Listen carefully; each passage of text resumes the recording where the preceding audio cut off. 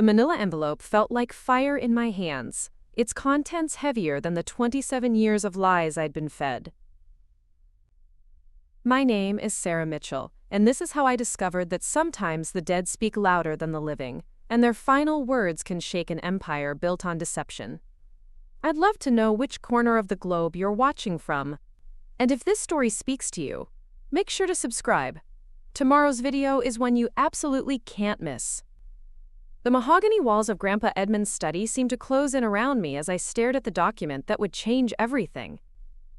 Outside, the October rain hammered against the tall windows of the Brookfield estate, each drop like a warning of the storm about to break. But inside this room, surrounded by leather-bound books and the lingering scent of pipe tobacco, I held proof that my family's carefully constructed world was nothing but smoke and mirrors. It started 3 weeks earlier, on a Tuesday that felt like any other day of my invisible existence in the Mitchell household. I was restocking the wine cellar in the basement of our family's sprawling Connecticut mansion when I heard them. The voices drifted down through the old heating vents, clear as crystal and sharp as broken glass. Sarah's always been too emotional, too unstable for serious responsibility. My stepmother Victoria's voice cut through the silence like a blade. Her Boston accent made every word sound calculated, rehearsed. Edmund may have had a soft spot for her, but we can't let sentiment cloud our judgment now that he's gone. My blood turned to ice water in my veins. I pressed myself against the stone wall, straining to hear every word of this conversation I was never meant to witness. "The girl's been living in Fantasyland for years," came my father's response, his deep voice carrying that familiar tone of dismissal I'd grown up with. Richard Mitchell, real estate mogul and master manipulator, had perfected the art of making people feel small with just his voice. "She actually thinks she's going to inherit something meaningful from the old man. It's almost pathetic." A cruel laugh echoed from somewhere near the fireplace. My half-brother Derek, 25 and already groomed to take over the family business empire, sounded like he was enjoying this conversation far too much. "Remember when she asked about joining the company last year? Dad, you should have seen her face when you told her to stick to her little art projects." The wine bottle in my hands trembled. I set it down carefully on the wooden rack, afraid that even the smallest sound might give me away. But I needed to hear this. I needed to know exactly where I stood in their world. "The reading is tomorrow," Victoria continued, her heels clicking against the hardwood floor above me. "Once the lawyers confirm what we already know, we can finally move forward without worrying about Edmund's sentimental attachments. The properties, the investments, the business holdings, everything will stay in the right hands." "And Sarah?" Derek's voice carried a note of mock concern that made my stomach churn. "Sarah will get exactly what she deserves," my father replied coldly. "Edmund left her that little cottage on Maple Street and $5,000. Enough to keep her quiet and out of our way. She can paint her watercolors and pretend she's an artist somewhere else." The cottage on Maple Street. A tiny, run-down house that Edmund had bought decades ago as a rental property. It needed a new roof, new plumbing, and probably a complete electrical overhaul. $5,000 wouldn't even cover the repairs. This was their idea of taking care of family. I waited in that basement for another hour, listening as they planned their future. My grandfather's empire carved up between the three of them like they were dividing a holiday turkey. The real estate developments across 3 states. The investment portfolio is worth millions. The antique car collection. The art that Edmund had spent decades acquiring. Even his personal effects, his journals, his photographs, everything that connected me to the grandfather, who had been the only person in this family to ever truly see me. When the house finally fell silent, I climbed those basement stairs like I was ascending from my own grave. Each step felt heavier than the last, weighted down by the crushing realization that I had never truly belonged here. The Mitchell family had tolerated me, housed me, fed me, but they had never accepted me as one of their own.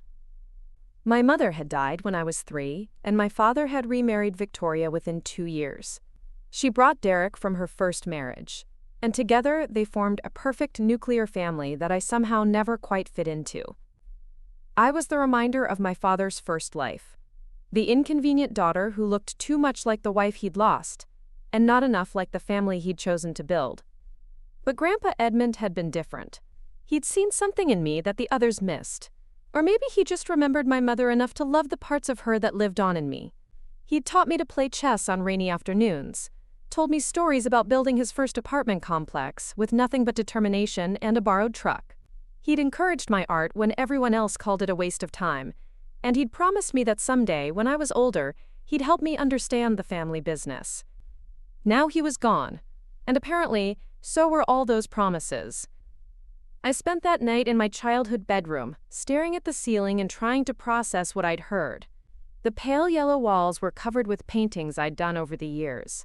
Landscapes of the Connecticut countryside, portraits of Edmund in his garden, abstract pieces that captured feelings I couldn't put into words. They would pack all of this up soon, I realized. Box up my life and ship it to that cottage on Maple Street like I was a piece of furniture they were donating to charity. The will reading was scheduled for 10 in the morning at the offices of Hartwell, Stone & Associates, the law firm that had handled the Mitchell family's legal affairs for 3 generations. I'd been dreading it for weeks. Not because I expected to inherit anything significant, but because I knew it would be the final confirmation of my place in this family's hierarchy. I arrived at the law office 15 minutes early, my hands shaking as I signed in at the reception desk. The waiting room was all polished marble and expensive furniture, the kind of place that whispered old money and established power. Victoria, Derek, and my father were already there, huddled together on the leather sofa like conspirators planning their next move. They barely acknowledged my presence. Victoria gave me a tight smile that didn't reach her eyes, Derek nodded in my direction without looking up from his phone, and my father simply ignored me entirely. It was nothing new, but today it felt different. Today, I knew exactly what they thought of me. Mr. Hartwell appeared in the doorway precisely at 10 o'clock. A distinguished man in his 70s, with silver hair and kind eyes behind wire-rimmed glasses.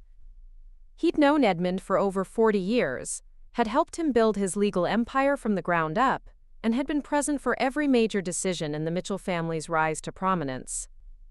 "Please come in," he said, his voice gentle but formal. "We have quite a bit to cover today." The conference room was smaller than I had expected, dominated by a long oak table surrounded by burgundy leather chairs.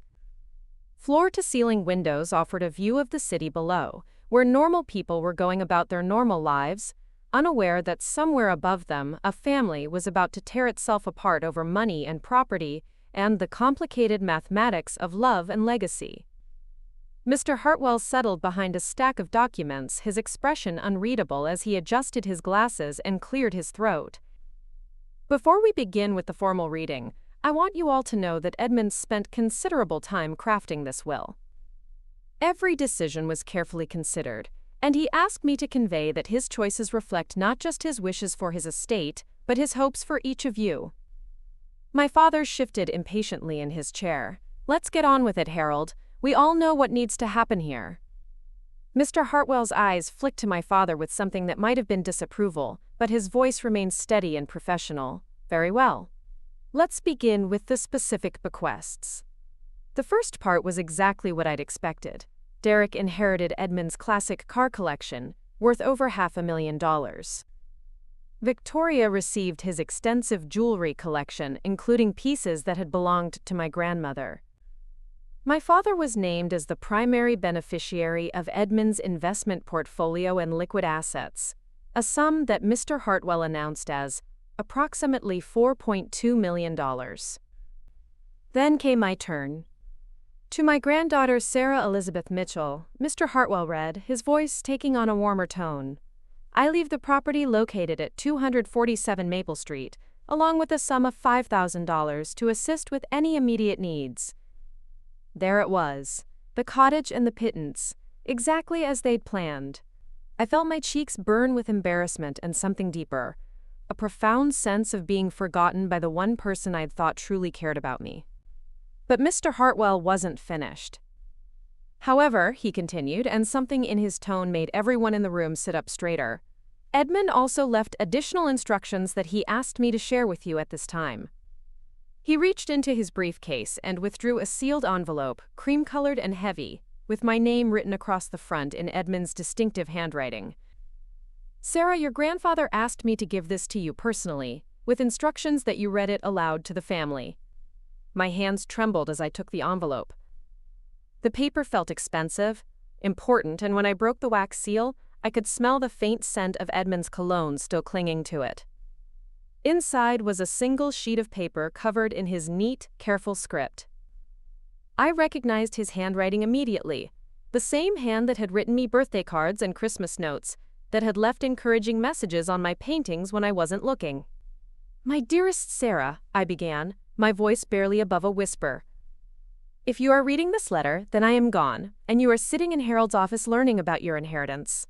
I imagine you are feeling disappointed right now, perhaps even abandoned. The cottage on Maple Street must seem like a cruel joke, and $5,000 hardly seems like the gesture of a grandfather who claimed to love you. But my darling girl, you must understand that sometimes the most precious gifts come disguised as something ordinary. I need you to trust me one more time, the way you trusted me when I taught you to drive stick shift in the old pickup truck, or when I convinced you to jump off the dock into the lake that summer when you were 12. Go to the cottage tonight. In the kitchen, behind the loose brick third from the left above the sink, you will find a key. That key opens a safety deposit box at First National Bank, box number 847. Inside that box, you will find documents that tell a very different story about your inheritance and your place in this family. A lot of love and effort went into bringing this story to life. If you're enjoying it, we'd be so grateful if you'd subscribe to our channel. Now back to where we left off. I have spent the last 5 years preparing for this moment, Sarah. I have seen how they treat you, how they dismiss you, how they plan to cast you aside the moment I am no longer here to protect you. But I have also seen your strength, your intelligence, your capacity for both love and justice. You are more like me than any of them realize, and it is time for you to claim what is rightfully yours.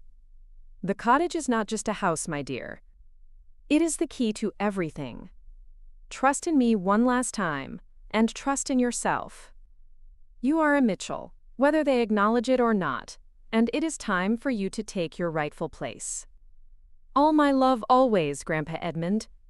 The silence in the room was deafening. I could hear my own heartbeat, could feel the weight of 4 pairs of eyes staring at me as I folded the letter carefully and slipped it back into the envelope.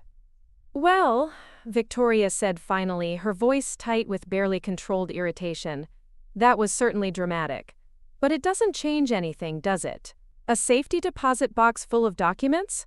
Probably old family photos and sentimental nonsense." But something in Mr. Hartwell's expression told me otherwise. He was watching me carefully, and I could see something in his eyes that looked almost like anticipation. "The will reading is concluded," he said formally. "Sarah, if you need any assistance with the property transfer or accessing your inheritance, please don't hesitate to call." My father stood abruptly, straightening his tie with sharp, aggressive movements. "Come on, let's go. We have real business to attend to." He didn't even look at me as he headed for the door. Derek paused long enough to smirk in my direction. "Enjoy your cottage, sis. Try not to let the roof cave in on you." Victoria lingered for a moment, her pale blue eyes studying me with an expression I couldn't quite read. "Sarah, dear, if you need help cleaning out that little house, I know some excellent estate sale companies. We could probably get you a few $100s for whatever junk Edmund left there." And then they were gone, leaving me alone with Mr. Hartwell and the weight of my grandfather's final message. "Sarah," he said quietly, "your grandfather was a very intelligent man. And he loved you very much." I nodded, not trusting my voice to remain steady. "The cottage keys are in my desk drawer. Edmund asked me to make sure you got them today." He handed me a small brass keyring with 2 keys and a tag that read 247 Maple Street in Edmund's handwriting. "Mr. Hartwell," I finally managed to say, "do you know what's in that safety deposit box?" He smiled, and for the first time that day, it was a genuine expression of warmth. "I know that your grandfather spent a great deal of time making sure you would be taken care of, Sarah. Beyond that, I think it's best if you discover the rest for yourself." The drive to Maple Street took 20 minutes through the winding back roads of our small Connecticut town. I'd driven past the cottage countless times over the years, but had never paid much attention to it. It was just another property in Edmund's vast portfolio, a small rental house that probably brought in a few $100s a month. But as I pulled into the narrow driveway, I found myself really looking at it for the first time. It was smaller than I'd remembered, a simple Cape Cod-style house with weathered gray shingles and white trim that had seen better days. The front yard was overgrown with weeds, and one of the shutters hung at an odd angle. But there was something charming about it too, something that spoke of simpler times and quiet contentment. I sat in my car for a long moment, Edmund's letter clutched in my hands, and tried to imagine what he had planned for me. What could possibly be hidden in a safety deposit box that would change my understanding of my inheritance? What documents could transform this modest cottage into something more than a consolation prize? The front door key turned easily in the lock, and I stepped into the small front hallway, breathing in the scent of dust and old wood and something else, something familiar that I couldn't quite place. The cottage was furnished simply but completely, as if someone had been living here recently. A comfortable sofa faced a brick fireplace, bookshelves lined the walls, and everything was clean and well-maintained despite the exterior's weathered appearance. But it was the kitchen that took my breath away. Hanging on the walls were dozens of my paintings, pieces I'd given to Edmund over the years, pieces I'd thought he'd probably stored in his basement or thrown away. Here they were, carefully framed and displayed like a gallery exhibition. Landscapes and portraits and abstract works that chronicled my artistic development, from childhood through college and beyond. In the center of it all, hanging above the kitchen sink, was a painting I'd done of Edmund in his garden just last summer. He was kneeling beside his prized tomato plants, his weathered hands gentle as he tied a vine to its stake, his face peaceful in the golden afternoon light. I'd given it to him for his birthday, and seeing it here, in this place of honor, made tears spring to my eyes. This wasn't just a cottage. This was a shrine to our relationship, a testament to the love and faith he'd had in me when no one else in the family seemed to care. I found the loose brick exactly where he'd said it would be, third from the left above the sink. Behind it was a small cavity, and nestled inside was a brass key attached to a piece of paper with the address of First National Bank, and the box number written in Edmund's careful script. My hands were shaking as I locked up the cottage and drove to the bank. Whatever was in that safety deposit box, whatever Edmund had hidden there, I knew it was going to change everything. The question was I ready for my world to be turned upside down once again? The bank manager, Mrs. Chen, remembered me from when I'd come in with Edmund years ago to open my first checking account. She led me down to the vault, her heels clicking against the polished floor as we descended into the basement where the safety deposit boxes were housed in neat, numbered rows like tiny mausoleums for secrets and treasures. Box 847 was larger than I'd expected, about the size of a small filing cabinet drawer. Mrs. Chen used her master key along with Edmund's key to open it, then discreetly withdrew to give me privacy. Inside the box were several manila folders, each labeled in Edmund's handwriting with dates going back 5 years. My heart pounded as I opened the first one, dated just 6 months ago. What I found inside changed everything I thought I knew about my grandfather, my family, and myself. The first document I pulled from the safety deposit box made my knees buckle. It was a property deed, official and stamped, dated 3 years ago. But it wasn't for the cottage on Maple Street. It was for the entire Brookfield estate, all 47 acres of prime Connecticut real estate, including the mansion I'd grown up in, the guest houses, the stables, and the pristine gardens that had been featured in architectural magazines. The deed was in my name. My hands trembled as I read the legal language, each word hammering home a reality I couldn't quite process. Sarah Elizabeth Mitchell, sole owner. Transfer date, November 15th, 3 years prior. Edmund's signature at the bottom, witnessed and notarized by Harold Hartwell himself. But that was impossible. The Brookfield estate had been in the Mitchell family for generations. It was the crown jewel of Edmund's empire, worth at least $12 million. My father had been planning renovations for the East Wing. Victoria had been redecorating the master suite. Derek had already claimed the carriage house as his future bachelor pad. How could I own it? How could Edmund have transferred it to me without anyone knowing? I set the deed aside with shaking hands and reached for the next folder. Inside were financial statements, dozens of them, organized by date and property. What I saw made the room spin around me. Edmund hadn't just given me the main estate.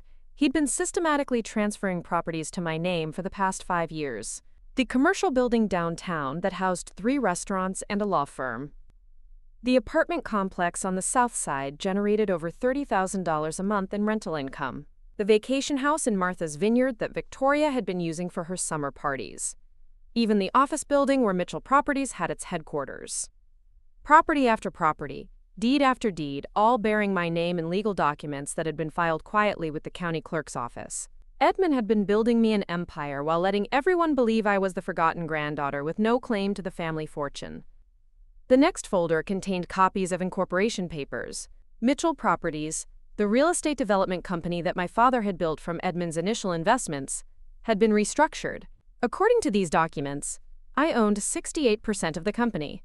My father, who believed he was the majority owner and CEO, actually controlled less than 20%. I was the majority shareholder in my own family's business, and I'd had no idea. But the most stunning discovery was in the final folder, a thick stack of financial records that chronicled years of embezzlement, bank statements, transfer records, falsified expense reports, all meticulously documented and cross-referenced. Edmund had been building a case, gathering evidence of my father's systematic theft from the company accounts. Over the past 7 years, Richard Mitchell had stolen nearly $2 million from Mitchell Properties.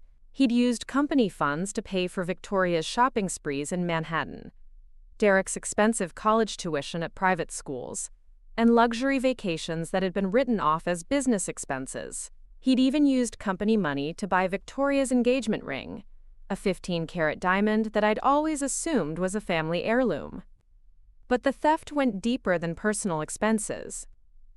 My father had been selling company properties to shell corporations he controlled, then buying them back at inflated prices, pocketing the difference. He'd been billing the company for construction work that was never completed, for materials that were never purchased, for contractors who existed only on paper. Edmund had documented it all. Every fraudulent transaction, every forged signature, every instance of funds being diverted from company accounts to my father's personal holdings. The evidence was overwhelming, undeniable, and completely damning. At the bottom of the folder was a handwritten note from Edmund, dated just 2 weeks before his death. Sarah, by the time you read this, you will understand that I have been preparing for this moment for years. Your father believes he has been clever, but I have been watching him steal from our family since before you graduated college. I could have stopped him at any time, could have had him arrested and sent to prison, but I wanted to give you the power to decide his fate. You are now the rightful owner of everything he believes belongs to him. The choice of what to do with that power is yours alone. You can expose his crimes and watch him face the consequences, or you can use this knowledge to reclaim what has always been yours by right. Either way, you will never again be the powerless girl they tried to cast aside. Remember, my dear, power without wisdom is dangerous, but wisdom without power is meaningless. You have both now. Use them well. I sat in that sterile bank vault for over an hour, reading through document after document, trying to absorb the magnitude of what Edmund had done. He hadn't just left me an inheritance. He'd spent years orchestrating the complete transfer of power within our family. While they'd been planning to cut me out of his will, he'd been quietly signing over his entire empire to me. The cottage on Maple Street wasn't a consolation prize. It was a safe house, a place where I could retreat and plan my next moves without interference from the family that had dismissed me for so long. The $5,000 wasn't a pittance. It was seed money, enough to hire lawyers and investigators if I needed them. But more than that, Edmund had given me something my family had never offered: respect. He'd trusted me with the power to destroy them or save them, and he'd left that choice entirely in my hands. I carefully returned all the documents to their folders and locked the safety deposit box. My mind was racing as I drove back to the Brookfield estate, trying to process not just what I'd learned, but what I was going to do with the information. The sun was setting as I pulled into the circular driveway of the mansion. My mansion, according to the deed in my purse.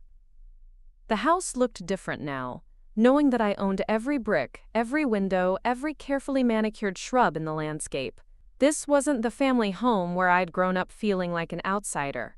This was my property, and they were the ones living there at my sufferance. I found them in the formal dining room, celebrating their good fortune with an expensive bottle of wine that had probably come from Edmund's personal collection. They were toasting their inheritance, laughing about their plans for the money, completely oblivious to the fact that their whole world was built on lies. "Sarah!" Victoria called out when she saw me hovering in the doorway. Her voice carried that false warmth she used when she wanted to seem magnanimous. "Come join us, dear. We're celebrating Edmund's life and legacy."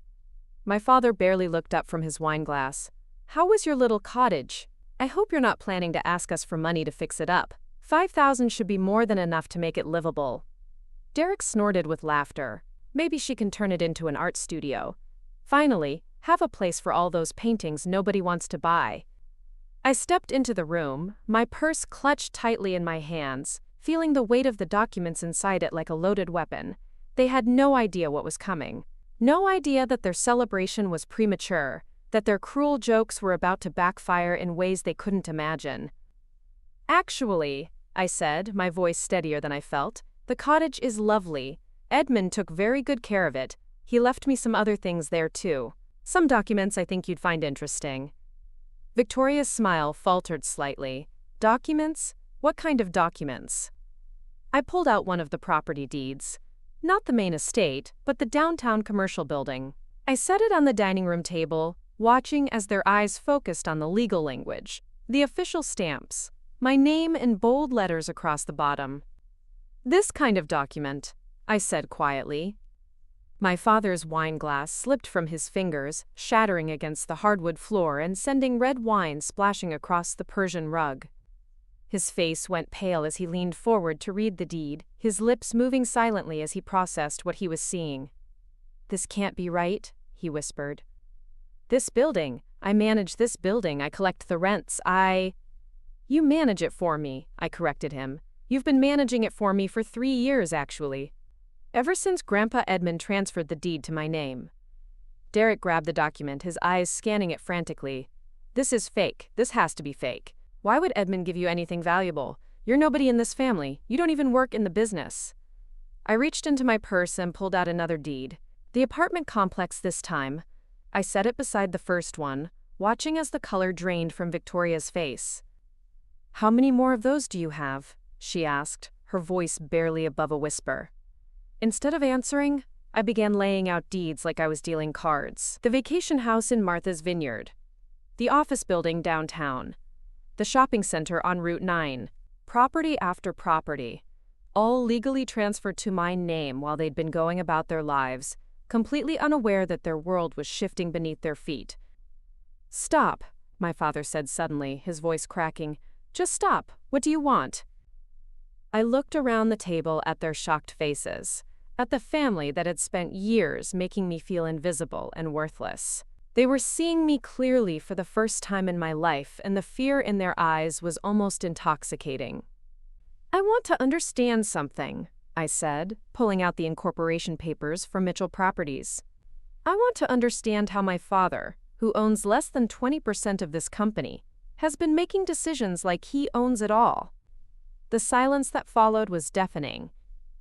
I could hear the grandfather clock ticking in the hallway, could hear Victoria's shallow breathing, could hear the sound of Derek's chair creaking as he shifted uncomfortably. "That's impossible," my father finally managed.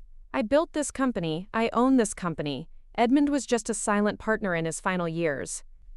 I spread the incorporation papers across the table, pointing to the ownership percentages clearly outlined in the legal documents. According to the state of Connecticut, I own 68% of Mitchell Properties. You own 19%. Victoria owns 8%. Derek owns 5%. "This is insane," Derek burst out, jumping to his feet. "You can't just show up with fake documents and claim you own everything. We'll fight this. We'll take it to court. We'll prove these are forgeries." I smiled for the first time since entering the room. Please do, I'd love to have this all examined by lawyers and judges. Especially the financial records. I pulled out the final folder, the one containing evidence of my father's embezzlement. I didn't open it, didn't spread the damning documents across the table. I just set it down and watched as recognition dawned in my father's eyes. He knew what was in that folder. He'd known this day might come eventually. Edmund had been too smart, too careful, too meticulous in his record-keeping for the theft to go unnoticed forever. How long did he know? My father asked quietly.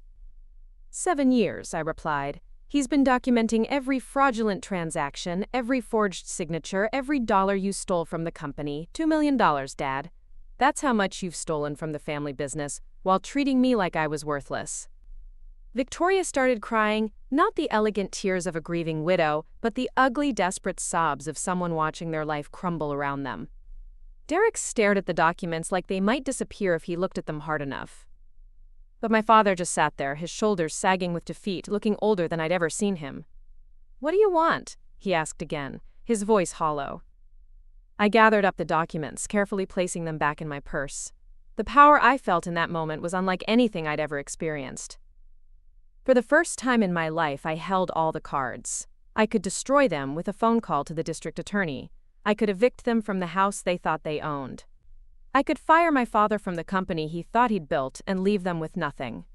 But Edmund's words echoed in my mind, "Power without wisdom is dangerous."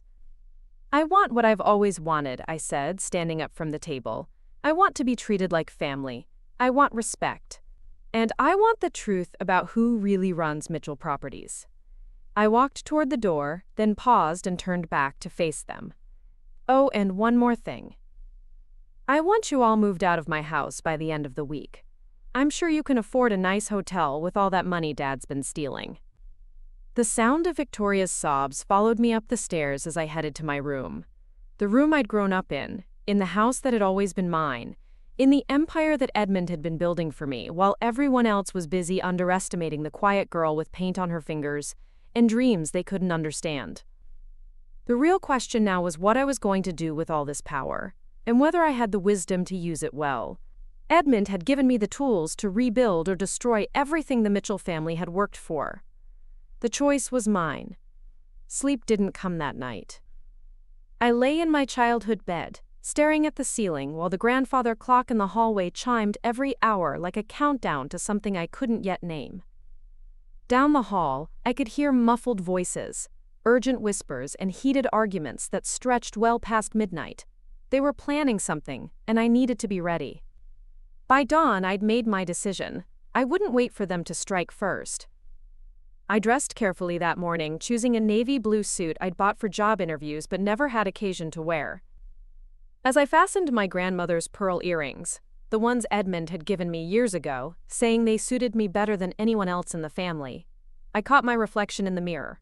The woman staring back at me looked different, stronger, more purposeful. The smell of coffee and bacon drifted up from the kitchen, but when I descended the grand staircase, I found only Mrs. Patterson, our longtime housekeeper, preparing breakfast with nervous efficiency. "Good morning, Miss Sarah," she said, her Irish accent thicker than usual, a sure sign she was anxious. "Your family left quite early this morning. Said they had urgent business to attend to." I wasn't surprised. They'd had all night to digest what I'd revealed, and Richard Mitchell hadn't built a real estate empire by accepting defeat gracefully. They were mobilizing, probably meeting with lawyers, trying to find some legal loophole that would invalidate Edmund's carefully constructed plan. "Mrs. Patterson," I said, pouring myself a cup of coffee, "how long have you worked for this family?" 32 years come September, she replied, her weathered hands never pausing in their work. "Started when your dear mother was still alive, God rest her soul." "Then you knew my grandfather well." Her movements stilled, and she turned to face me with eyes that held decades of family secrets. "Mr. Edmund was a good man, Miss Sarah. A fair man. He saw things others missed." I studied her face, wondering how much she knew about the transfers, the documents, the empire Edmund had been building in secret. Mrs. Patterson had always been more than just hired help. She was the keeper of the household's rhythms, the witness to its private moments. Did he ever talk to you about me? About what would happen after he was gone? A smile ghosted across her lined features. He said you were stronger than you knew, smarter than they gave you credit for. Said someday you'd surprise them all. She paused, then added quietly, I don't think he meant it would happen so soon.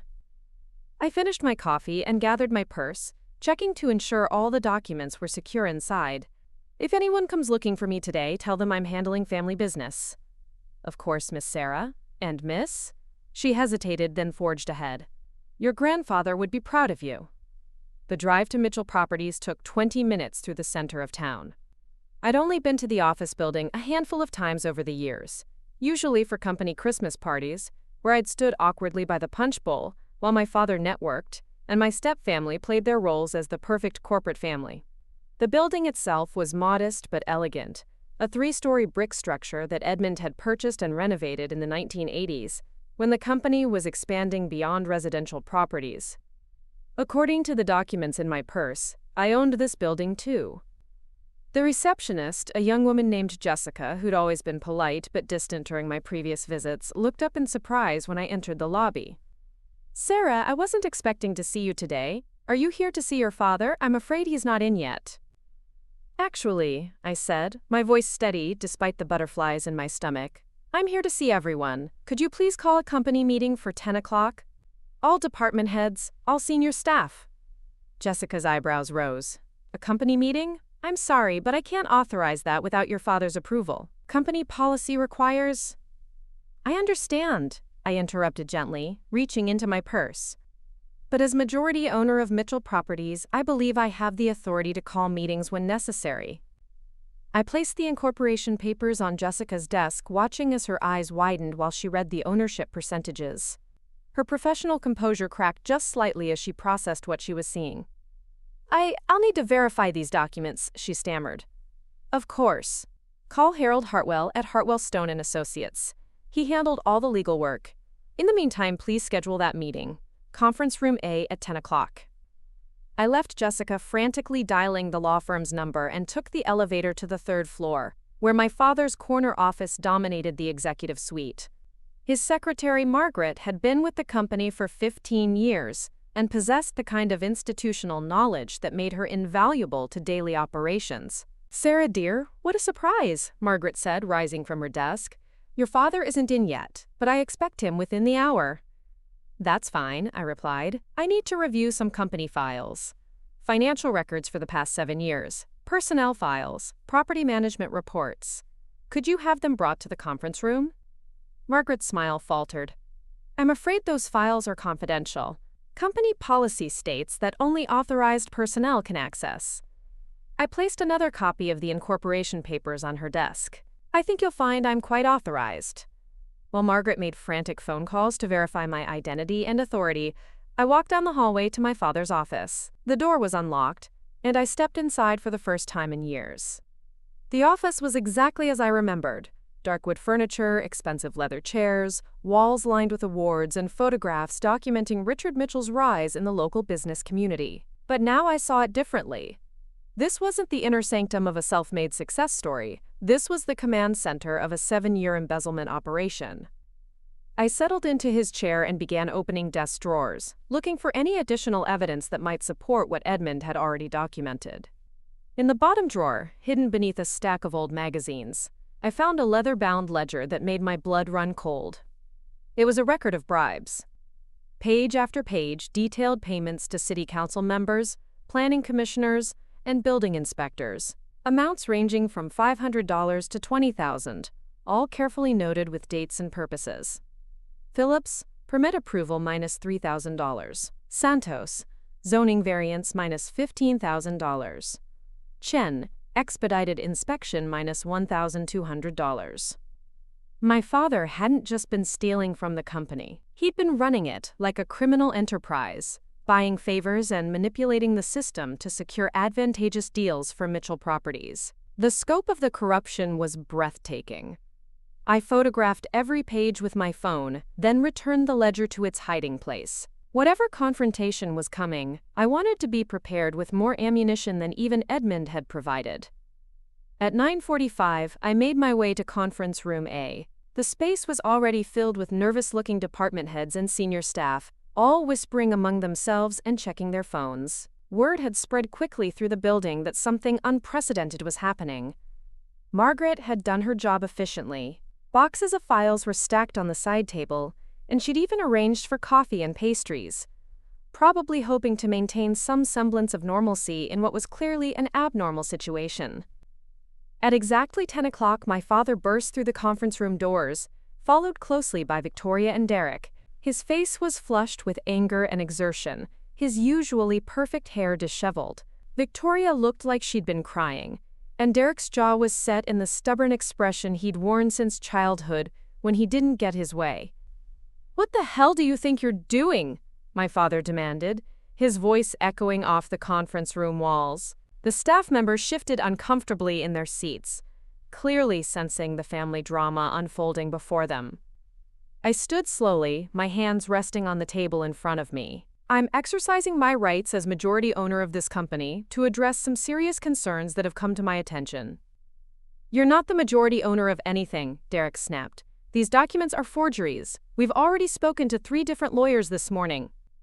"And what did they tell you?" I asked calmly. The silence that followed answered my question. The lawyers had confirmed what I already knew. Every document was legitimate, every transfer legal, every signature verified. Victoria stepped forward, her voice shaking with emotion. "Sarah, please, let's discuss this privately, as a family. There's no need to involve the staff in our personal affairs." "This stopped being personal the moment you decided to cut me out of Grandpa Edmund's will," I replied. "This became business the moment I discovered that my father has been embezzling from this company for 7 years." A collective gasp went up from the assembled staff. Margaret's hand flew to her mouth. The head of accounting, Thomas Brennan, went pale as he undoubtedly began running through financial records in his mind. "That's a serious accusation," said Linda Hayes, the head of property management. Her voice was carefully neutral, but I could see the wheels turning behind her eyes. She'd probably noticed discrepancies over the years, but hadn't felt authorized to question the boss. I opened the first folder and began laying out bank statements and transfer records on the conference table. Over $2 million diverted from company accounts. Fake contractors billing for work never completed. Personal expenses charged to business accounts. Properties sold to shell corporations at below-market prices, then bought back at inflated costs. Thomas leaned forward to examine the documents, his accountant's eye quickly identifying the patterns of fraud. "These transfers, I remember some of these. They were marked as emergency repairs, but I always wondered why the amounts seemed so high." "Because they weren't repairs," I said. "They were theft." My father's face had gone from red to ashen. He slumped into a chair, the fight seeming to drain out of him as he realized that his crimes were being exposed in front of the employees who'd trusted him for years. "The question now," I continued, addressing the room, "is what we do moving forward. Mitchell Properties has been successful despite this corruption, not because of it. We have good people, solid investments, and a reputation that can be salvaged if we act quickly and decisively." "What are you proposing?" asked Linda. I took a deep breath, knowing that my next words would change everything. "Effective immediately, Richard Mitchell is no longer employed by this company. I'm assuming the role of CEO, and we're implementing a complete financial audit to identify and recover stolen funds." "You can't fire me," my father protested weakly. "I built this company. These people work for me." "These people work for Mitchell Properties," I corrected, "and Mitchell Properties belongs to me. You built this company with my grandfather's money and guidance, and then you spent 7 years stealing from it. Your employment is terminated immediately." I turned to address the staff directly. "I know this is a shock, and I know you have questions about your job security and the company's future. I want to assure you that my priority is stabilizing operations and ensuring that Mitchell Properties continues to thrive. Anyone who has been complicit in fraudulent activities will be terminated. But I believe most of you are honest employees who were kept in the dark about what was happening." Margaret spoke up from the back of the room. "What about the ongoing projects? The Riverside development is supposed to break ground next month." "All legitimate projects will continue as planned," I assured her. "I'll be meeting with each department head individually over the next few days to review operations and ensure a smooth transition." Victoria had been standing silently throughout this exchange, but now she stepped forward with desperation in her eyes. "Sarah, you're making a terrible mistake. You don't understand the complexities of running a business. You've never worked in real estate, never managed employees, never dealt with the pressures and responsibilities that come with this kind of power." I looked at her steadily. "You're right. I don't have experience running a company, but I have something more valuable. I have integrity. And I have the financial records that prove this company was being run like a criminal enterprise." I pulled out my phone and showed the photographs I'd taken of the bribery ledger. Several staff members leaned forward to see the screen, and I watched Thomas's face go white as he recognized some of the names. "This ends now," I said firmly. "Either we clean the house and rebuild this company the right way, or I turn all of this evidence over to the district attorney and let the legal system sort it out." The room fell silent except for the sound of Victoria's quiet sobbing. Derek stared at the floor, probably calculating how this would affect his own future prospects. My father sat slumped in his chair like a man watching his life's work crumble around him. But for me, this wasn't an ending, it was the beginning. Edmund had given me more than property and ownership stakes. He'd given me the opportunity to prove that the quiet girl with paint on her fingers could be just as formidable as any of them when pushed too far. The meeting broke up slowly, with staff members filing out in stunned silence. Margaret lingered to ask about scheduling individual meetings, and Thomas requested immediate access to all financial records so he could begin the audit process. When the room finally emptied, I was left alone with the three people who'd spent years making me feel like I didn't belong in this family. Now they were the ones who looked out of place, diminished by the truth of what they'd done and what they'd lost. "This isn't over," Derek said quietly as they prepared to leave. I looked at him with something that might have been pity. "You're right. This is just the beginning. The question is whether you want to be part of the solution or part of the problem." As they walked out of the conference room, out of the company they'd thought they controlled, I realized that Edmund's greatest gift hadn't been the money or the properties or even the evidence of their crimes. His greatest gift had been showing me that I was strong enough to stand up for myself, smart enough to outmaneuver them, and worthy of the respect they'd never freely given. The real work was just beginning, but for the first time in my life, I felt like I was exactly where I belonged. 3 days after I'd taken control of Mitchell Properties, the real counterattack began. I was reviewing quarterly reports in my new office, the same corner space my father had occupied for 15 years, when my assistant knocked on the door with a worried expression. "Miss Mitchell, there are 2 FBI agents here to see you. They say it's regarding financial irregularities at the company." My stomach dropped, but I kept my voice steady. "Send them in, please." Special Agents Catherine Moore and David Chen entered my office with the kind of measured confidence that comes from years of investigating white-collar crime. Agent Moore was a sharp-eyed woman in her 40s, with graying hair pulled back in a severe bun. Agent Chen appeared younger, maybe mid-30s, with an easy smile that didn't quite reach his eyes. "Miss Mitchell," Agent Moore said, settling into the chair across from my desk, "we're investigating allegations of financial fraud at Mitchell Properties. We understand you recently assumed control of the company under unusual circumstances." I'd been expecting this moment since the confrontation in the conference room. My father was desperate, and desperate people made dangerous moves. Calling in federal investigators was his way of trying to regain control by painting me as the criminal. "What specific allegations are you investigating?" I asked carefully. Agent Chen opened a leather portfolio and consulted his notes. "We've received reports of forged documents, embezzlement, and possible money laundering connected to this company. The complainant alleges that you've used fraudulent paperwork to steal control of Mitchell Properties and its assets." "The complainant being my father, Richard Mitchell?" "We can't disclose the source of our investigation," Agent Moore replied smoothly, "but we'd like to examine the documents you've used to establish ownership of company assets." I reached into my desk drawer and withdrew copies of everything Edmund had left me: the property deeds, incorporation papers, and financial records. But I kept the embezzlement evidence and bribery ledger separate. If my father wanted to involve federal agents, he was about to learn why that was a catastrophic mistake. "These are the ownership documents," I said, spreading them across the desk. As you can see, all transfers were legally executed and properly filed with the appropriate authorities. Agent Chen examined the papers with practiced efficiency. These appear to be in order but will need to verify their authenticity. The allegations suggest these documents were created retroactively to support a fraudulent claim. I'd welcome a thorough investigation, I said, leaning back in my chair. In fact, I have some additional materials that might be relevant to your inquiry. I opened my safe and withdrew the folders containing evidence of my father's crimes. Agent Moore's eyebrows rose as I laid out bank statements showing systematic embezzlement, transfer records documenting the theft of company funds, and photographs of the bribery ledger. What exactly are we looking at here? Agent Moore asked, her tone shifting from skeptical to interested. 7 years of financial fraud perpetrated by Richard Mitchell against Mitchell Properties. Embezzlement totaling over $2 million, plus a comprehensive bribery scheme involving city officials and building inspectors.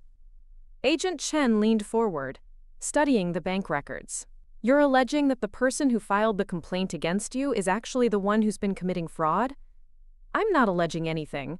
I'm providing documented evidence of crimes that have been systematically committed against this company and its legitimate owners. The two agents exchanged glances. Agent Moore pulled out her phone and stepped to the window, speaking in low tones to someone on the other end. Agent Chen continued examining the financial records, his expression growing more serious with each page. Miss Mitchell, Agent Moore said after ending her call, we're going to need to expand this investigation significantly. Can you provide us with the original documents and any additional evidence you might have? Absolutely. My accountant, Thomas Brennan, has been conducting a comprehensive audit since I took over. He can walk you through every fraudulent transaction we've identified. As the agents prepared to leave with boxes of evidence, Agent Chen paused at the door. One more question. Why didn't you report these crimes yourself? Why wait until your father filed a complaint against you? I considered my answer carefully, because I wanted to give him the opportunity to come clean and make restitution voluntarily. Family loyalty has its limits, but I hoped he might choose to do the right thing. After they left, I sat alone in the office, processing what had just happened. My father's attempt to use federal investigators as weapons had backfired spectacularly. Instead of discrediting me, he'd handed law enforcement a comprehensive case against himself on a silver platter. But I knew this was only the beginning. The Mitchell family didn't surrender easily, and they still had weapons in their arsenal. I found out what those weapons were the next morning when I arrived at the office to find a crowd of protesters outside the building. About 30 people carrying signs that read "Justice for Workers" and "Stop Corporate Greed" had formed a picket line on the sidewalk. Jessica, my receptionist, met me at the back entrance with a strained expression. They showed up at 7 this morning. Someone called the local news stations. Channel 8 is setting up a camera crew across the street. I peered through the blinds at the crowd. Most of the protesters appeared to be legitimate activists, but I recognized a few faces from Derek's college friends and Victoria's social circle. This wasn't a grassroots uprising. It was orchestrated theater designed to damage my reputation and the company's standing in the community. What exactly are they protesting? I asked. According to their spokesperson, they're demanding justice for workers who've been exploited by Mitchell Properties. They're claiming you fired long-term employees without cause and are planning mass layoffs to increase profits. None of which was true, but truth had never been a priority for my stepfamily. They were playing a different game now. Public relations warfare designed to pressure me into stepping down or making mistakes they could exploit. My phone buzzed with a text message from an unknown number. Check your email. You have 24 hours to return control of the company or things get much worse. A concerned family member. The email contained a link to a newly created website called sarahmitchelltruth.com. My heart sank as I clicked through the pages. Someone had spent considerable time and money creating a comprehensive attack on my character and credibility. The site featured photographs of me from college parties, taken out of context to suggest I had drinking problems. Old social media posts were twisted to paint me as unstable and vindictive. There were testimonials from former employees, describing me as unqualified and dangerous, though I noticed most of the testimonials were anonymous or from people I'd never heard of. The most damaging section was titled, the real story behind the Mitchell family tragedy. It portrayed my father as a devoted businessman who'd built the company from nothing, only to watch his unstable daughter destroy everything he'd worked for after manipulating a senile grandfather into signing fraudulent documents. But the website's creators had made one crucial mistake. In their eagerness to paint me as the villain, they'd revealed details about Edmund's will and the property transfers that only someone with inside knowledge could have known. The language and phrasing matched Derek's writing style from college papers I'd helped him edit years ago. I forwarded the website link to my attorney along with my suspicions about its creators. If they wanted to wage war through character assassination and public manipulation, they were about to learn that I could fight just as dirty when necessary. But first, I needed to deal with the immediate crisis. The protesters were attracting media attention, and every minute they remained outside was another opportunity for negative coverage of the company. I called an emergency staff meeting and outlined my plan. Instead of hiding from the protesters, we were going to engage with them directly. I would address their concerns publicly, invite reporters to tour our facilities, and demonstrate that Mitchell Properties was committed to treating workers fairly under new management. "Are you sure about this?" Margaret asked nervously. "Going public could backfire if they twist your words." "They're already twisting everything," I replied. "At least this way, people will hear the truth directly from me, instead of filtered through whatever propaganda my family is spreading." An hour later, I walked out the front door of Mitchell Properties and approached the crowd of protesters. The news cameras swiveled in my direction, and I could feel the weight of dozens of eyes watching my every move. "Good morning," I said, my voice carrying clearly in the crisp autumn air. "I'm Sarah Mitchell, the new CEO of Mitchell Properties. I understand you have concerns about this company's treatment of workers, and I'd like to address them directly." The crowd quieted, clearly not expecting me to engage with them personally. The protest organizer, a woman in her 50s with silver hair and intense eyes, stepped forward with obvious suspicion. "We demand to know why you fired dedicated employees and why you're planning massive layoffs," she said, her voice amplified by a bullhorn. "I haven't fired any dedicated employees," I replied calmly. "I've terminated one person, my father, for embezzling over $2 million from this company. Every other employee remains in their position with full benefits and job security." Murmurs rippled through the crowd. This wasn't the narrative they'd been told. "What about the reports of financial irregularities and fraud?" called out a reporter from Channel 8. "There absolutely have been financial irregularities at this company," I said, looking directly into the camera. "The FBI is currently investigating 7 years of systematic embezzlement and bribery committed by the previous management. I discovered these crimes when I inherited ownership of the company from my grandfather, and I immediately reported them to the authorities." The protest organizer looked confused, clearly realizing that the information she'd been given didn't match what I was saying. Several protesters began lowering their signs, and I could see doubt creeping across their faces. "If anyone has specific concerns about their employment or treatment by this company," I continued, "I invite you to come inside and speak with me directly. My door is open, and I'm committed to running Mitchell Properties with complete transparency and integrity." What happened next surprised everyone, including me. About half the protesters took me up on my offer. They came inside, sat down in our conference room, and had an honest conversation about working conditions, wages, and company policies. Many of them left as advocates rather than opponents. The remaining protesters, mostly Derek's friends and Victoria's hired help, found themselves looking increasingly foolish as their numbers dwindled and their message lost credibility. By evening, the story had shifted completely. The local news ran segments about the young woman who'd exposed family corruption and was working to reform a troubled company. The website attacking me suddenly seemed petty and vindictive in comparison. But I knew my family wouldn't give up easily.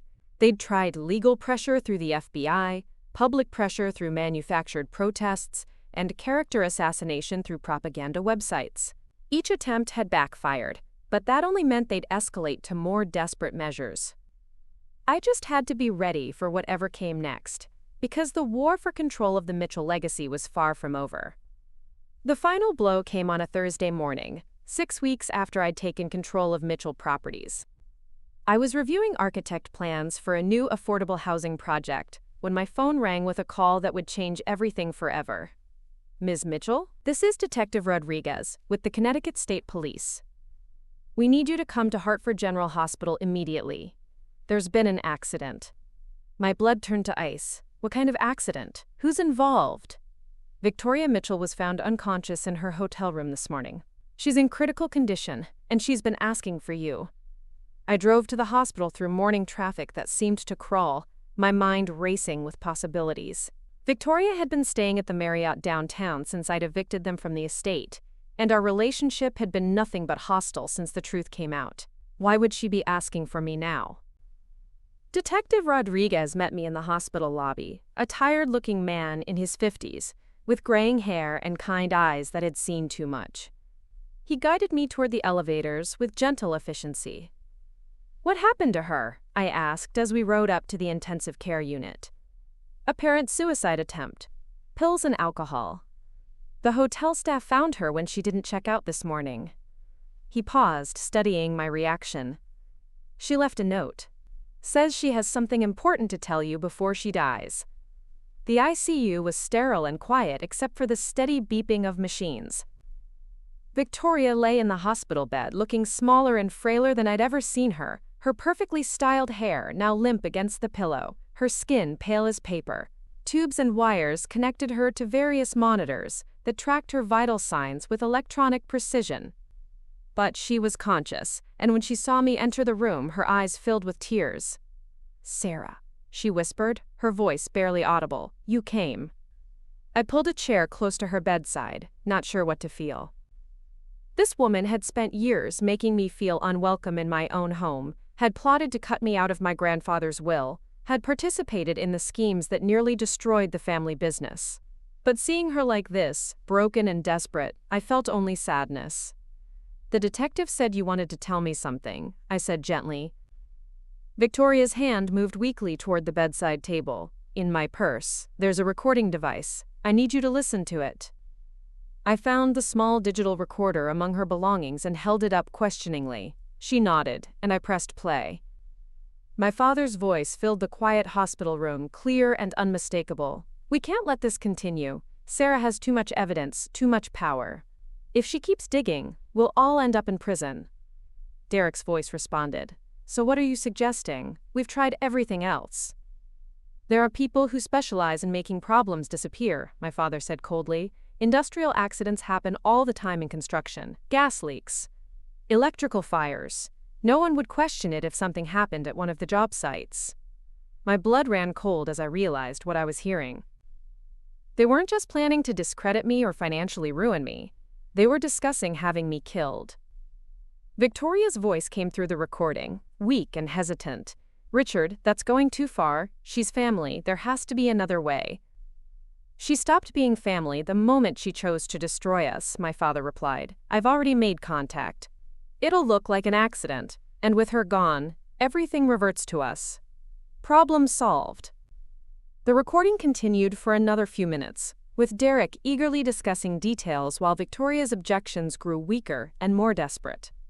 Finally, it cut off abruptly. I stared at the device in my hands, struggling to process what I'd just heard. My own father was planning to have me murdered to regain control of the family business. "When was this recorded?" I asked Victoria. 2 nights ago," she whispered. I couldn't be part of it. I've done terrible things, Sarah, but I'm not a murderer." I tried to talk them out of it, but they wouldn't listen. Tears streamed down her face. "I recorded it because I thought maybe if I had proof, I could stop them somehow." "Why didn't you just call the police?" "Because I'm guilty too. The embezzlement, the fraud, the bribery. I knew about all of it. I helped cover it up. I thought if I could just convince them to leave you alone, maybe we could all find a way to move forward." She gripped my hand with surprising strength. "But Richard has lost his mind. He's consumed with rage, and Derek is following his lead. They're going to try to kill you, Sarah." I pulled out my phone and called Detective Rodriguez back into the room. When he arrived, I handed him the recording device without explanation. "You need to listen to this immediately," I said, "and then you need to arrest Richard and Derek Mitchell for conspiracy to commit murder." As Detective Rodriguez listened to the recording, his expression grew darker. When it finished, he was already reaching for his radio to call for backup units. "We'll have them in custody within the hour," he assured me. "This recording is more than enough for arrest warrants." I spent the next 3 hours at the police station, giving detailed statements about everything that had happened since Edmund's death. The embezzlement evidence, the bribery ledger, the property transfers, the attempts at intimidation, it all became part of an expanding criminal case that would reshape the Mitchell family forever. By evening, both my father and Derek were in custody. The local news ran stories about the arrest of prominent businessman Richard Mitchell and his son on charges of conspiracy to commit murder, embezzlement, fraud, and bribery.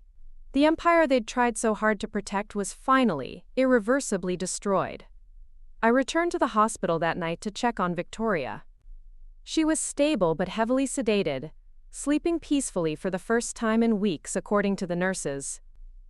I left a note thanking her for her courage in recording the conversation and told her that when she was ready, we would work together to repair some of the damage that had been done. 3 months later, I stood in the conference room at Mitchell Properties, looking out at faces that had become familiar and trusted over the past season of upheaval. Thomas Brennan had completed his audit and recovered most of the stolen funds through asset seizures and insurance claims. Linda Hayes had been promoted to Vice President of Operations and was implementing new transparency policies throughout the company. Margaret had become my invaluable right hand, helping navigate the complex transition from family drama to legitimate business operations. The Riverside Affordable Housing Project broke ground yesterday, Linda reported. "We're on schedule and under budget, with no need for any of the questionable practices that characterized previous developments." "The FBI investigation is officially closed," Thomas added. "All fraudulent transactions have been identified and resolved. The company's financial standing is stronger than it's been in years." I nodded, feeling a satisfaction that had nothing to do with money or power and everything to do with rebuilding something that had been broken by greed and family dysfunction.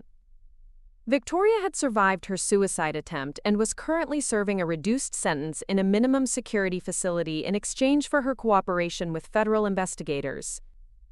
She'd testified against Richard and Derek, helping to ensure they received significant prison time for their crimes. As for me, I'd discovered that running a business was both more challenging and more rewarding than I'd ever imagined. The scared girl who'd hidden in the basement listening to family conspiracies was gone, replaced by a woman who understood that real power came not from inherited wealth or family connections, but from the willingness to stand up for what was right, even when it cost everything. Edmund's final gift hadn't been the properties or the money or even the evidence of their crimes. His greatest gift had been teaching me that I was strong enough to choose justice over family loyalty, truth over comfortable lies, and integrity over easy victories. The Mitchell family name would endure, but it would represent something entirely different from what my father had built. It would represent the possibility of redemption, the power of truth, and the simple idea that sometimes the person everyone underestimates is exactly the person who changes everything. Standing in that conference room, surrounded by people who respected my leadership and committed to ethical business practices, I finally understood what Edmund had seen in me all along. I wasn't just Mitchell by birth. I was Mitchell by choice, by earned right, and by the determination to make that name mean something worthy of the legacy he'd entrusted to me. Looking for more? We've got 2 amazing stories ready for you right on screen. If this one touched you, these are absolutely worth your time. Click to watch them now. And hey, subscribe and hit that bell to never miss our latest uploads.